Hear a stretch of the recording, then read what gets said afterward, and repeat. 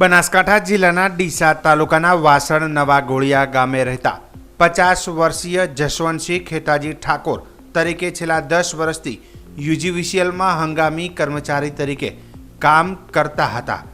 ગત રાત્રે વીજ ફોલ્ટ થતાં તેઓને જૂના ડીસા પાસે આવેલ વીજ પોલ પર સમારકામ કરી રહ્યા હતા. તે દરમિયાન અચાનક વીજ કરંટ લાગતા તેઓ નીચે પટકાયા હતા. નીચે પડતા જ તેમને માથાના ભાગે ગંભીર ઈજા પહોંચતા લોહી લુહાણ થઈ ગયા હતા. ઘટનાને લઈને આજુબાજુના લોકો તેમજ તેમના પરિવારજનો તેમજ યુજીવીસીએલના કર્મચારીઓ પણ તરત જ ત્યાં પહોંચ્યા હતા અને ગંભીર રીતે વીજકર્મીને સારવાર માટે ડીસાની સરકારી હોસ્પિટલમાં લઈ જવાયા હતા. પરંતુ હોસ્પિટલમાં પહોંચે તે પહેલાં જ વીજકર્મીનું મોત નીપજ્યું હતું.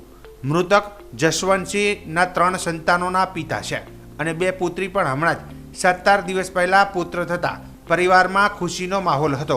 પરંતુ આકસ્મિક તેમના અવસાનથી 3 માસૂમ બાળકો નોંધારા બનતા પરિવારમાં માતમ છવાયો છે.